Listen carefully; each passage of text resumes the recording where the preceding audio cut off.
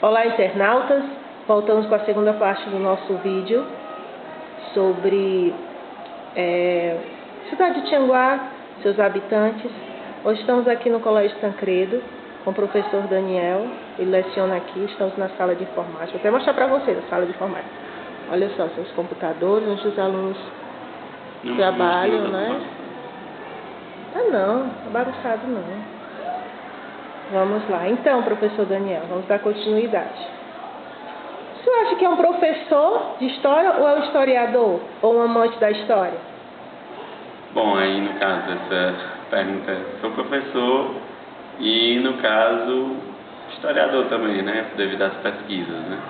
Mas eu me identifico mais como um professor de história. Até academicamente é mais professor, porque eu fiz licenciatura, não fiz bacharelado, né? Então, vamos falar sobre história do nosso município. A cidade de Tianguá tem uma bela história, poucos conhecem. Eu, como um teólogo que tenho de profissão, né, também fiz, estou tirando agora o diploma também, a pós-graduação, é ensino religioso, e vi muito aqui sobre a história dos Tabajaras. Acho que você conhece a história. Há um livro na cidade de Viçosa que narra a saída do padre Antônio Pinto, quando ele foi embora, que ele desceu até a serra. Hoje nós temos uma estrada bonita, antes era só uma varedinha. E disse que ele disse aos tabajaras que iria embora. Quando ele chegou, onde hoje é o município da Bela Vista, os tabajaras já estavam lá esperando por ele. Você conhece a história? Uma história de passo de boca em boca. Aí o padre ficou curioso para saber como foi que eles chegaram tão rápido. Conta a lenda que eles desceram como tobogãs entre as grutas de Ubajara até no Arapá, que é outro município, distrito, né? E eles gostavam tanto do padre que mataram e comeram o padre, porque achavam na inteligência deles que o padre era inteligente, então eles queriam ficar inteligente como os padres. Então dizem a história que os tabajaras eram canibais. Né? É uma lenda, como muitas e outras lendas que a gente aprende. Eu trabalhei no projeto PET do governo do estado e as pessoas no Arapá contam essas histórias, como também tem outra lenda muito engraçada que acho que você já notou quando a serra está coberta, tá a neblina subindo a serra. Conta uma lenda que são os espíritos como se diz, dos chefes dos tabajaras, que seriam os pajés, que hoje dão denominações aos distritos, Arapá, Acarape e Araquém, que é quando eles estão protegendo a nossa serra. Os espíritos fumam seus cachimbos e as fumaças sobem, protegendo toda a nossa serra. São muitas e muitas lendas que tem. São lendas, mas não há registro que os insectos são canibais. Como também tem a história da Iracema, né? Dizer que ela saía lá de onde ela estava, na Serra de Maranguape, ia tomar banho no Ipu, numa tarde, na cachoeira do Ipu. Ia tomar banho em Fortaleza. Né? E aí pense, nenhum avião é tão rápido assim. Na bica do Ipu, a beira-mar, né? Que hoje é a beira-mar. É uma coisa, mas são lendas e muitas lendas. E temos não lenda, essa também é uma história verídica, né, que ela também existiu. A tão famosa falada Francisca Carla, que é o intuito, ele ficou alegre, o intuito da nossa reportagem, da nossa entrevista. Fale sobre a Francisca Carla. Bom, assim, no caso, a Francisca Carla, no caso ela é uma mulher que foi suspeita de rancenismo, né, ela trabalhava numa casa de uma família da cidade. E em um determinado momento, um almoço, um médico, convidado, amigo da família, identificou nela indícios, sintomas de hanseníase, a lepra. E logo chamou o dono da casa e falou da questão de isolá-la, né, devido ao risco, porque na época a doença era incurável e não existia na época leprosário e cura para a doença. Então logo ela foi isolada, né, numa casa próxima, e depois ela foi levada para uma casa mais distante. Né? E na época, né, início da década de 40, as capitais e as cidades mais avançadas tinham lugares próprios como leprosários para as pessoas vítimas da hanseníase, né? Isso. No caso, aqui em Tianguá não. Então ela ficou isolada e aí no caso a história oral é muito volúvel. Pessoas falam de 5 anos, 3 anos, 4 anos. Mas ela ficou um bom período isolada e nesse cotidiano dela, né, as pessoas falam da questão dela, entre aspas, aceitar essa condição né, da religiosidade dela também muito forte. E como na tradição católica o sofrimento purga, né, os pecados, né, purifica a pessoa, então aí no caso ela hoje é considerada santa e para a qual as pessoas fazem promessas. Também é interessante, eu conversando com a representante da Igreja Católica, o número de pedidos de missa, né, em nome de Francisca Carla também é muito relevante. Isso os nossos, só interrompendo um pouquinho a sua comentário, os nossos internautas sabem disso porque é transmitida, era gravada, agora é ao vivo, fazendo a transmissão de algumas missas, alguns novenários, e que há mesmo, mas às vezes tem 5, 6, sempre tem a Francisca Carla. Como também tem alguns comércios aqui da cidade, que depois eu vou mostrar a vocês, não é? Que farmácia, padaria, lojinhas e até próprias crianças. Eu tenho perto onde eu moro, tem uma senhora que ela teve gêmeas e teve um problema e ela fez uma promessa, pediu a Francisca Carla, e tanto uma da menina chama Francisca e a outra chama Carla. Pronto, então assim, no caso, o local onde hoje é a capela, né, no caso onde morreu a Francisca Carla, né, na época, se hoje já é isolado, imagine na década de 40, né, e durante esse período, né, você tem várias histórias, né, histórias de que uma professora levou um coral para cantar para ela, né, a minha avó teve um contato visual com ela, no qual a minha avó ia passando e ela pediu um pouco de lenha, né, ela vivia numa cabana, essa cabana era queimada, né, quando a cabana estava muito desgastada era queimada, já tinha feito outra, ela passava de uma cabana para outra, né, e aí no caso algumas pessoas se arriscavam até se aproximar dela, mas pelo que as histórias relatos que eu ouvi, ela mesmo se resignava, né? Ela se resignava em relação às outras pessoas. A lepra, você já teve essa oportunidade de chegar perto de uma pessoa leprosa? Não. Eu já tive, eu fiz curso técnico de enfermagem e eu já vi. É um odor insuportável. É um odor que a mais de 1 metro você sente. E que, professor Daniel, as pessoas sabem disso, quem é médico também. Até uma colônia em Fortaleza, uma colônia de leprosos. Hoje em dia, no aspecto deles, não é tão ruim como era tempos passados. Mas a pele vai ficando podre, vai, como a gente chama na ciência, putrefando, ficando podre, e vai caindo, cai os dedos, cai a orelha, vai caindo mesmo, e não tem tão... Imagine naquela época, né? A situação que era. E se no caso a gente tem que fazer um registro, que é sobre Francisca Carla, um documento oficial tem um atestado de óbito dela, né, no qual tem o registro da morte, né? E no caso tem um livro, né, do Gonzaga, né, do senhor Gonzaga, que fala um livro sobre Francisca Carla. O Bosco também, no cartório, fez uma época também um pequeno cordel sobre a Francisca Carla. Nós temos também um trabalho de monografia do Robson, né, sobre Francisca Carla, da professora Jorge de História, que trabalha aqui na escola, sobre Francisca Carla.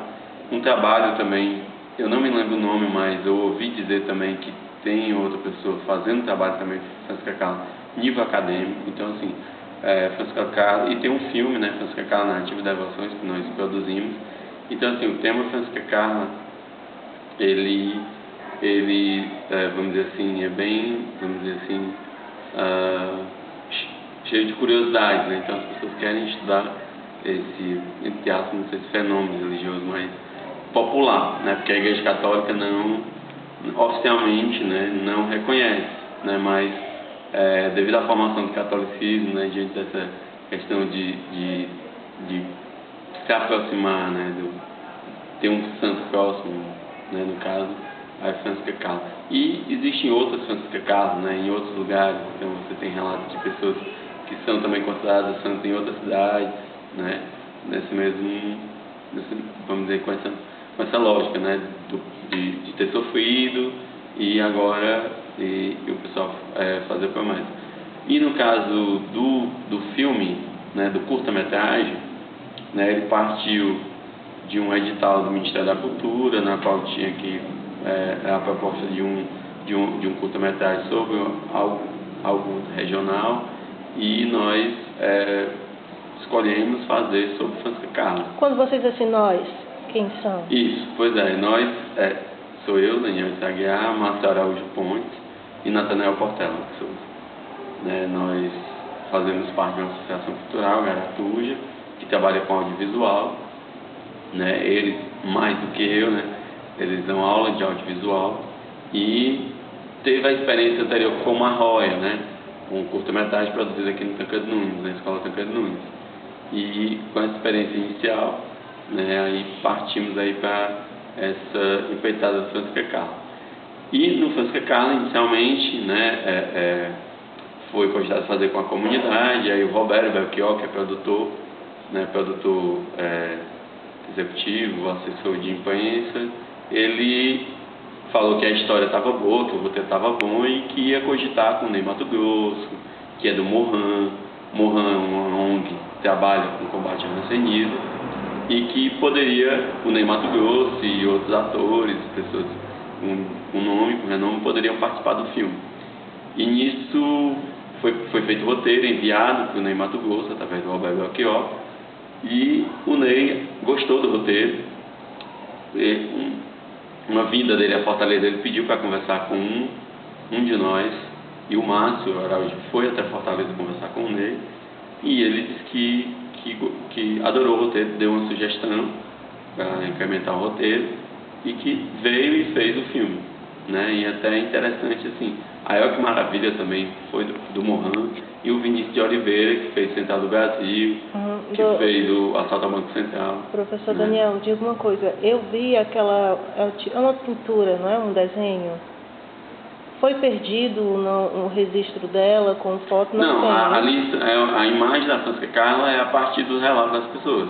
Sim. Você não tem... Não tem documento. Até agora não tem documento. O único documento que tem sobre a Francisca Carla é o atestado de óbito. E que ela não é tianguaense. Ela é de Ubajara. A família veio de Ubajara para Tianguá. Certo? O único que tem. E no caso, assim, a gente também não tem contato a família, algum parente distante, no caso, porque isso é considerado de parente, e tal, um parente distante para poder, vamos dizer assim, conversar sobre. Ainda hoje ninguém conseguiu. Em que ano foi feito o filme? O filme... Foi lançado, aliás, desculpa. Foi lançado...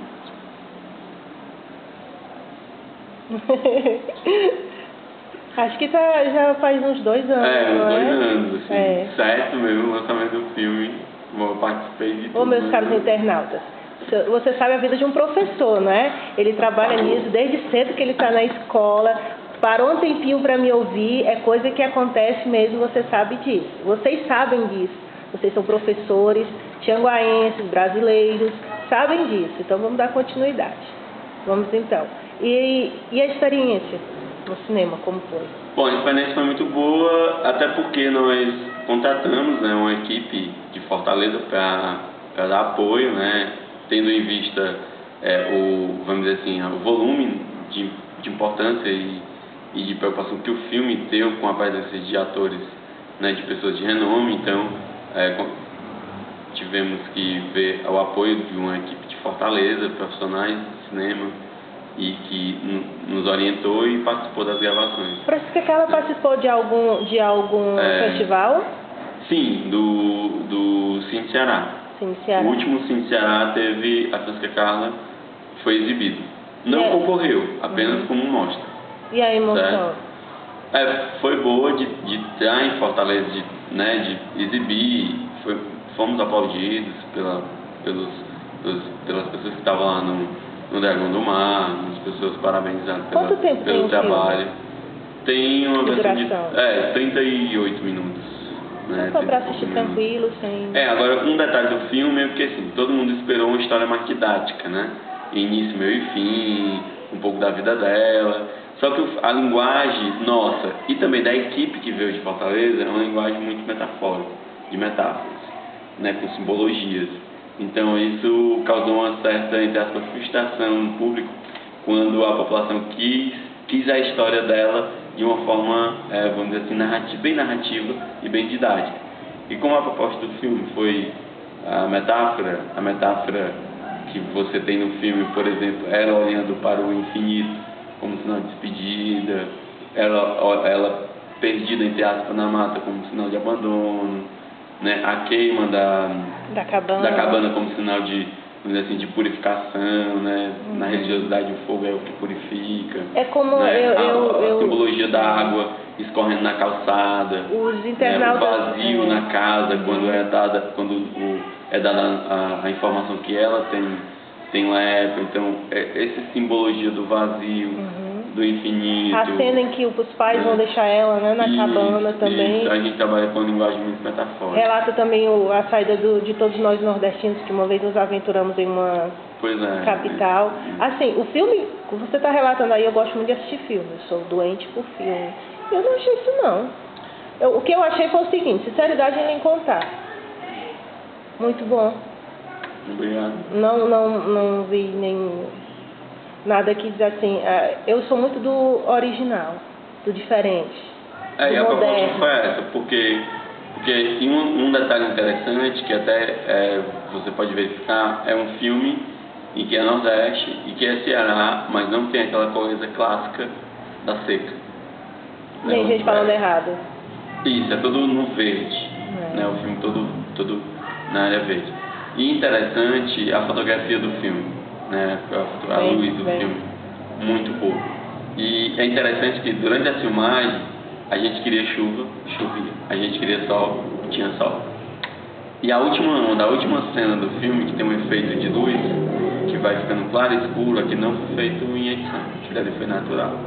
As nuvens se movimentando, aquele efeito de luz foi totalmente natural. Diga uma coisa, a sua participação foi uma participação de quê? Como historiador, como diretor? Isso, eu trabalhei na pesquisa junto com os colegas, né? E no caso, como é um doc-ficção, então não houve tanta responsabilidade com a história, porque é um doc-ficção, né? Teve a responsabilidade com a história, mas não tanto, né? Então, você tem a história e, do caso do filme, você tem a história da Francisca Carla, nós pensamos em fazer só a Francisca Carla.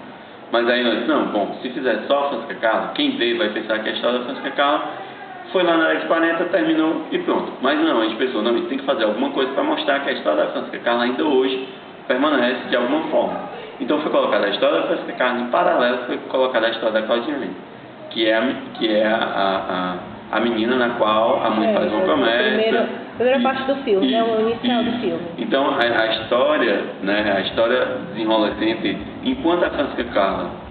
Mas diga uma coisa, houve mesmo essa promessa, houve mesmo... Não, é baseada nas promessas que são feitas cotidianamente, né? Entendeu? Que é muito difícil ter uma família em Tianguá que não fez uma promessa para a Francisca Carla. Assim, né? Assim, eu fiz. Eu posso até lhe contar que eu fiz e alcancei a graça. Se não na família, mas um vizinho, alguém. Então, assim, nós pegamos, baseado nessas dezenas, centenas de histórias, e montamos esse roteiro com a história muito bem feito e muito bem montado. E aí a ideia é, né, também que pouca gente percebeu, que enquanto a Francisca Carla vai morrendo, entre aspas, ela vai dando vida à pessoa da promessa. Então a cena que a Francisca Carla morre é a cena que a Claudiane abre o olho e, vamos dizer assim, vive, vamos dizer assim. Né? E aí esse paralelo entre a vida e a morte. Né? E no caso do roteiro, né, do filme, a gente teve uma preocupação de não, vamos dizer assim, a gente poderia ter mais cenas, mais sofrimento, né, uma coisa muito eu acho que ali a dose foi certa. Bom, a gente colocou, a gente fez mais a metáfora mesmo, a simbologia dos elementos dela e da natureza para falar disso.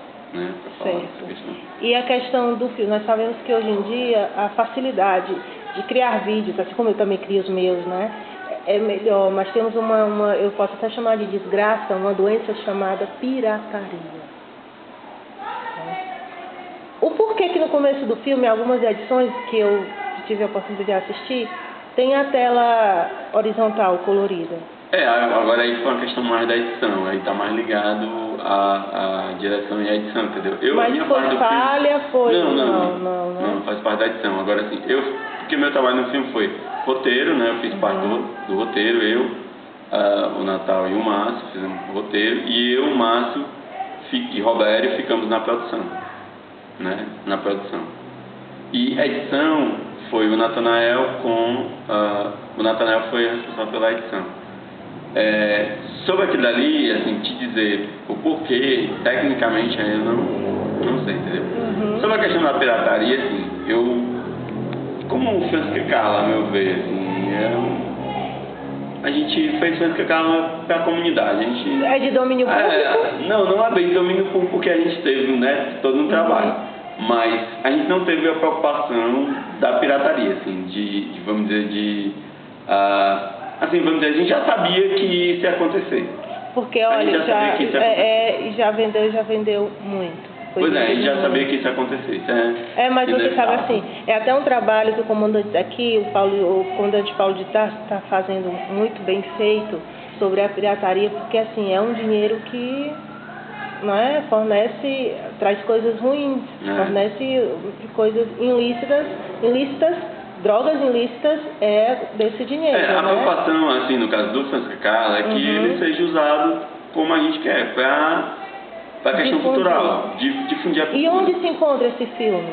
Pois tem no caso, posto para vender? Não. A gente tem, no caso eu tenho, o Márcio tem, o Natal tem, mas foi distribuído pelas instituições. Não cogitaria uma edição especial para pessoas? Sim, já foi feita uma edição mais elaborada, já tem um trabalho mais elaborado.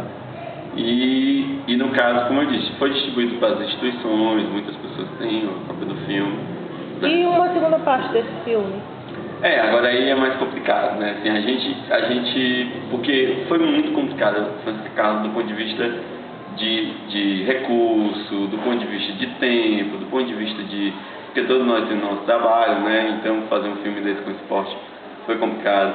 A questão também dos atores, né? Da equipe, tinha que uma agenda, né? E aí criou-se uma expectativa muito grande em torno do filme. Então assim, vamos dizer que nós passamos por Francisco Carla, o resultado bom, e agora é sentar e de repente pensar. Não sei até que ponto os colegas vão querer continuar. Eu particularmente, eu gostaria, sem dúvida, de fazer outro Francisco Carla, porque história que não falta. Entendeu? De fazer uma questão sobre o cotidiano dela. Uma parte sobre mais o cotidiano dela. Né? Uma coisa que ficou de fora do curta-metragem. Porque ter um curta não dá para mostrar muita coisa. Então, pensar em outro curta ou média, outro filme, mostrando só cenas do cotidiano a partir do relato, né, das pessoas, seria interessante. E também eu poderia fazer também um documentário com relato das pessoas. Né, sobre a sua relação com Francisco Carla. As pessoas que conviveram na época, e a questão só das promessas também. Assim, como eu já disse, sou formada em teologia e me encanta o brasileiro em si, sobre religião, sobre os santos. Assim como a Francisco Carla, nós temos o Padre Cícero, temos o santo brasileiro Frei Galvão. Temos outros santos, temos outros também, assim, candidatos a santos e santas. Né? Já lhe digo assim, não sei se você sabe disso, mas creio que dê para saber sobre tudo isso que estamos falando. E dizer a você, internauta, que esse já é a segunda parte, vamos ter uma terceira e uma quarta parte.